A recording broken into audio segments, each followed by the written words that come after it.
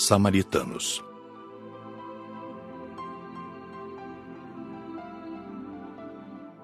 No outro dia, logo após a oração matinal, foi dado o alarme. Aproximavam-se os samaritanos. Continuamos no pátio para esperá-los. O portão foi aberto e eles entraram. Vieram em veículos que não há como descrever. Não há condições de transmitir situações idênticas, porque não são iguais nos dois planos de vida. Só posso transmitir semelhanças de estados psíquico e espiritual. Podem haver semelhanças visuais, mas não fatos iguais no conteúdo externo e interno. Ficamos a observá-los, menos Joaquim, que foi ajudá-los. Samaritanos são os trabalhadores do posto que saem pelo umbral a socorrer os que querem auxílio. Estavam vestidos, para melhor trabalhar, de botas altas e capas com gorro de tonalidades do bege ao marrom claro, como as que usamos para atravessar o umbral. Os socorridos estavam seminus, e os poucos vestidos tinham suas roupas sujas e em farrapos. Apiedamo-nos. Estavam sujos, com cabelos e unhas grandes. Uns falavam, outros permaneciam como múmias. Não se mexiam, embora estivessem com os olhos abertos e aterrorizados. Muitos gemiam tristemente. Por um instante, entristeci. Ver aqueles irmãos daquela forma era comovedor. Nunca pensei em ver tanto sofrimento. Muitos apresentavam sinais de torturas. Ficamos em silêncio. Parece que por momentos não tivemos vontade de falar. A cena nos comoveu.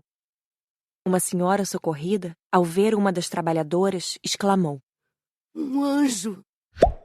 Você é um anjo! Socorra-me, pelo amor de Deus!" Os socorridos foram levados para uma enfermaria própria, especial, para serem limpos e alimentados. Depois seriam encaminhados para as enfermarias e separados conforme seu estado. Por favor, deixe-me ficar com ela. Um homem segurava a mão de uma mulher que dormia em pesadelo. Providenciarei para ficarem juntos. Obrigado. Um samaritano respondeu. Guilherme confirmou o pedido. Ficarão juntos. Normalmente, pelos seus estados, seriam separados. Mas aqueles dois estavam unidos. E o homem, em estado melhor, se preocupava com a mulher, em condições piores. Notava-se que se amavam. Ainda bem que ficaram juntos, pensei. O grupo de samaritanos era formado por 2 mulheres e 6 homens. Cumprimentaram-nos sorrindo e foram guardar os veículos. Em seguida, esses trabalhadores iriam alimentar-se e descansar.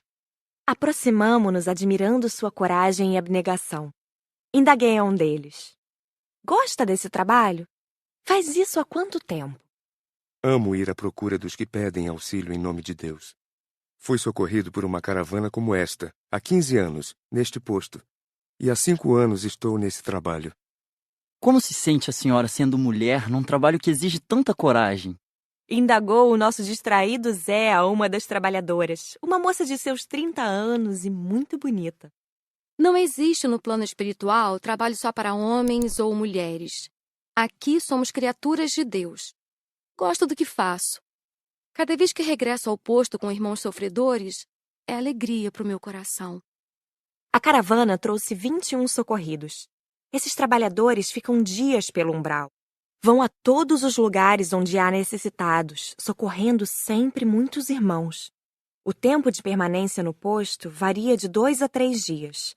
Nesse tempo, fazem planos, traçam rotas para o próximo socorro. Logo depois de os socorridos terem sido recolhidos, a torre deu o alarme. O som é uma campainha suave. Há 4 modos de dar o alarme. 3 curtos, como foram dados para os samaritanos, aproxima-se diligência do bem. Um toque suave e longo significa aproximação de irmãos ignorantes. Outro toque mais alto é para alertar sobre ataques. O que tem um som diferente avisa que o posto está para ser atacado por muitos espíritos. Nada de escândalos, tudo é tranquilo. Porém, o som é ouvido até onde estão as pessoas que necessitam ser alertadas. A campainha não toca nas enfermarias. O guarda da torre nos disse que se aproximava um grupo de 10 irmãos trevosos. Esperemos para ver o que querem, Disse Guilherme. Novamente, o guarda disse que o grupo havia parado a alguns metros. Logo escutamos gritos. O que eles gritam? Indagou Luísa. Dizem Valéria? Acho que é Venâncio. Disse James. Um dos socorridos saiu do pátio desesperado. É este. É Valêncio. Explicou um samaritano. O homem estava em horrível estado. Fora torturado e se mostrava muito machucado. Os sinais de tortura marcaram-lhe todo o corpo. Guilherme e um dos trabalhadores o pegaram, levando-o novamente para dentro. Frederico nos explicou. Este socorrido estava sendo torturado por esse grupo. Arrependeu-se e pediu a tempo auxílio em nome de Deus. Desta vez os socorristas o trouxeram e seus carrascos vieram atrás dele. Vão levá-lo agora para uma câmara, onde não escutará esses chamados. O que será que ele fez para ser tratado assim? Indagou Glória com piedade. Infeliz de quem faz maldades, porque nem sempre quem as recebe perdoa. Chega um dia em que a morte faz com que se encontrem. Certamente o torturaram por vingança. Esclareceu Frederico. Se eles gritassem meu nome, ficaria como ele desesperada? Perguntei impressionada. Frederico sorriu e disse. Certamente que não. Você não tem vínculos com eles. Para sentir seus chamados, é preciso estar vinculada a eles, ter as mesmas vibrações e ter ficado muito tempo com eles, como esse irmão ficou. Se um grupo a chamasse, ouviria simplesmente. Não deve temer. O medo é para quem duvida. O guarda da torre ficou atento, mas os do grupo gritaram de longe por 30 minutos. Não tendo resultado, resolveram ir embora. E se atacassem? Perguntou Luísa preocupada. Teríamos que nos defender com raios elétricos. Respondeu Guilherme, tranquilo. O que presenciamos aqui acontece sempre? Indagou Ivo. Sim, às vezes ficam inconformados ao perderem suas vítimas. Alguns como esse só os chamam. Outros nos atacam. Mas uma vez aqui dentro, ninguém sai se não quiser. Respondeu Guilherme. Eram 11 horas da manhã. Hora de partirmos. Despedimo-nos alegres, pois voltaríamos ao posto para estudar o umbral. Guilherme nos agradeceu, e Raimundo retribuiu os agradecimentos em nome de todos. Saímos pelo portão e em fila. Iríamos a pé até o Caridade e Luz e então tomaríamos o aeróbus que nos levaria de volta à colônia. No umbral estava frio, mas não percebíamos. Como já disse, aprendemos a neutralizar a temperatura exterior. É fácil aprender. Estudei o assunto no curso de alimentação que fiz na colônia e transcrevi no livro Violetas na Janela. O desencarnado que não sabe neutralizar a temperatura exterior sente frio e calor. Mas sentia-me um pouco sufocada. Fiquei bem perto de Flor Azul, que continuava tranquilo. Confesso que o umbral me dá medo. Ler ou ver em filmes é uma coisa, mas lá, pessoalmente, é outra. Nada tem de bonito ou agradável. Voltamos sem problemas. Quando chegamos ao abrigo Caridade e Luz, foi um alívio. Só paramos lá para pegarmos o aeróbus. Estava cansada e a condução veio em boa hora. Que gostoso é estar na colônia. Chegamos à noite e fomos direto para o nosso alojamento, onde nos alimentamos e descansamos. Gostava de anotar tudo o que via, e era nessas horas de descanso que o fazia. Depois de ter anotado, dormia algumas horas. No outro dia, cedinho, tivemos a aula de conclusão. As perguntas foram muitas. Os trabalhadores do posto recebem bônus hora? E os samaritanos? Ganham mais? Indagou Cecília. Raimundo foi o escalado para responder. Para todos são contadas as horas de trabalho. Recebem bônus hora os que querem e precisam. No trabalho que requer mais esforço e se despende mais energias, recebem dobrado e às vezes triplicado, como o dos samaritanos. Os samaritanos são atacados? Quis saber Glória. Esses trabalhadores são chamados de muitas formas, missionários, emissários, etc. São atacados muitas vezes. Saem sempre pelas regiões do umbral e às vezes ficam no posto somente por horas. Rara é a excursão em que não são atacados. Nossos amigos não são intimidados com isso. Possuem redes de proteção e estão sempre com os lança-raios, aparelhos de defesa pequenos. São espertos e se saem sempre bem, porque não estão a fim de brigas e, por isso, impõem respeito. São heróis. Que trabalho difícil. Eu os admiro. Eles têm folga? Marcela falou entusiasmada. Têm folga, sim. E as passam como querem. Uns vêm à colônia, alguns visitam amigos e outros ficam no posto. Eles percorrem todo o umbral? Perguntei. Sim, percorrem. Em cada excursão vão para uma parte do umbral. Vão em todas as cavernas, buracos, vales, enfim, por todos os lados. São experientes e conhecem todos os lugares do umbral nesta região. Eles vão também às cidades do umbral? Indagou James. Sim, vão. Algumas vezes pedem autorização para pegar alguns que querem socorro. Outras vezes, os samaritanos são vistos pelos habitantes das cidades do umbral socorrendo alguns irmãos. Quando esses irmãos não são do interesse dos que lá moram, os samaritanos trabalham sem problemas.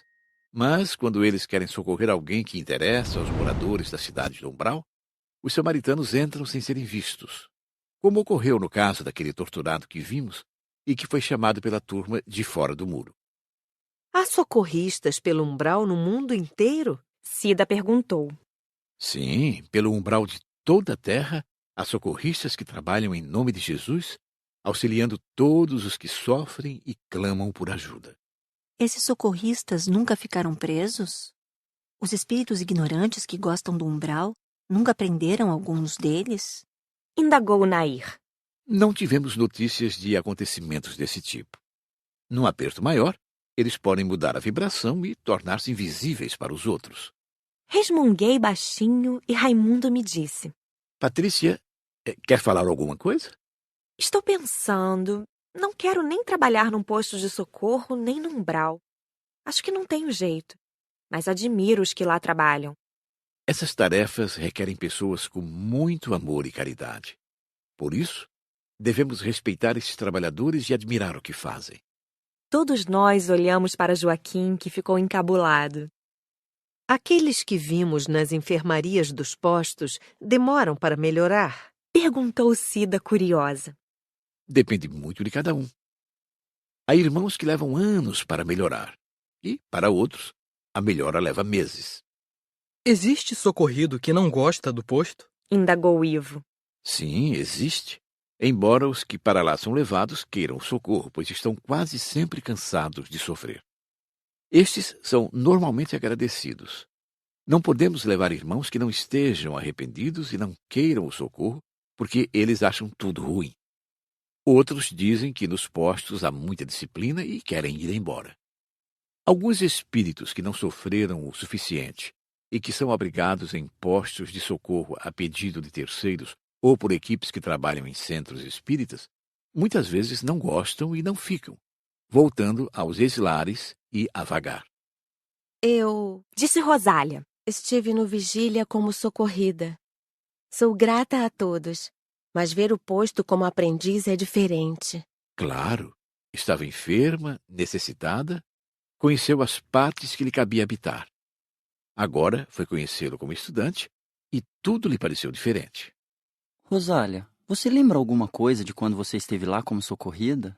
Zé perguntou. Sim, como esquecer o sofrimento? Eu era um farrapo humano. Foi doloroso. O remorso é fogo a queimar. Como não houve mais perguntas, Raimundo disse. Façam uma redação. Escrevam o que viram e o que mais os impressionou. Não é um trabalho obrigatório. Farão a redação só os que quiserem. Aqueles que têm dificuldades para escrever e preferem falar, contarão o que sentiram e do que gostaram. Alguns preferem ficar só escutando. Foram 15 a ler o que escreveram. Todos falaram dos samaritanos. Trocamos ideias. Ivo e Luiz disseram que após o curso irão trabalhar num posto no umbral. Conhecer esses postos, esses lugares de paz no meio do sofrimento, nos foi gratificante. São casas de socorro abençoadas. São um refrigério aos irmãos atormentados. Que bom que há esses locais, e como é maravilhoso neles existirem os trabalhadores do bem.